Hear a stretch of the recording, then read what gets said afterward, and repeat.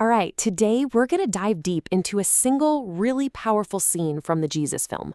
Now, it's a moment we all think we know, right? But if you listen really closely, you'll hear three totally different voices, and each one has its own unique take on what's happening. So let's break them down.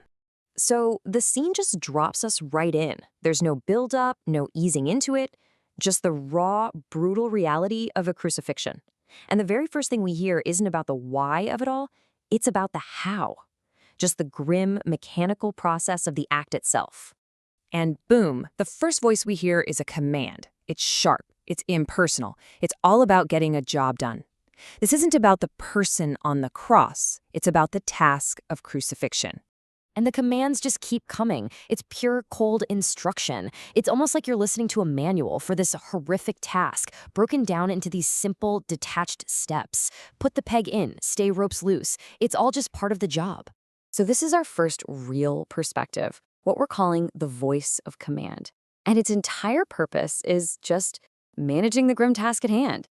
And this really lays it all out, doesn't it? There's zero emotion here, no sense of morality. It's all about function, process, and action. This is the voice of, a detached duty. Maybe it comes from military discipline, turning a truly horrific event into just another checklist to get through efficiently. Okay, but right when we're getting immersed in this cold, procedural language, the entire focus of the scene is about to get flipped on its head. A second voice cuts through all that noise, and believe me, it changes everything. And then, wow, a complete 180.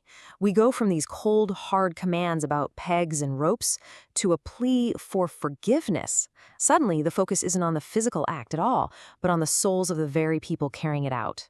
And that brings us to our second major perspective in this scene, the voice of forgiveness.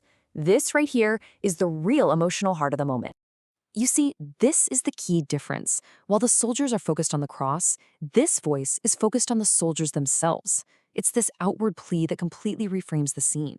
It suggests that the real tragedy here isn't just what's being done, but that the people doing it don't even understand the weight of their own actions. But we're not done. There's one more voice we have to hear from. Let's shift our focus now to the onlookers, to the crowd.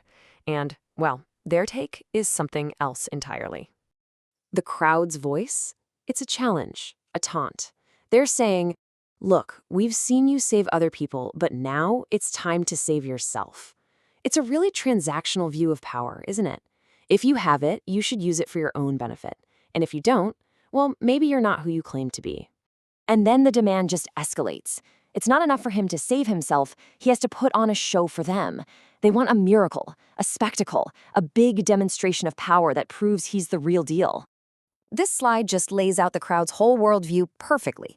It's all about transactional power. If you have it, you use it for yourself. You prove who you are by showing off your strength.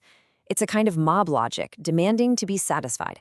And notice, every single demand is about the self. Save yourself. So, there you have it. Three completely distinct voices. The voice of mechanical duty, the voice of radical forgiveness, and the voice of public demand. Let's put them side by side now and really see the conflict they create. Man, this table just makes it crystal clear, doesn't it? Look at the focus for each one. The command voice is all about the physical task, motivated by duty.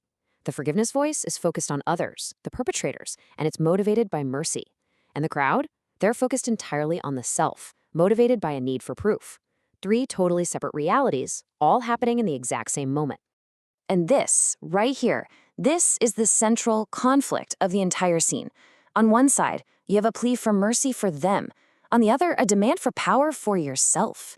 These two ideas are just on a total head-on collision course, representing two fundamentally different ways of understanding what strength even means. So the big takeaway here is that the real drama isn't just the physical act that's unfolding. No, it's the collision of these three worldviews, the procedural, the merciful, and the transactional. The source text just drops them right next to each other and lets that powerful, stark contrast do all the heavy lifting. So, in the end, we're left with this question. The crowd sees power as the ability to save yourself, but the scene offers up a totally different definition, the power to forgive the very people who are hurting you. So I'll leave you with this to think about. Which one is truly the greater power?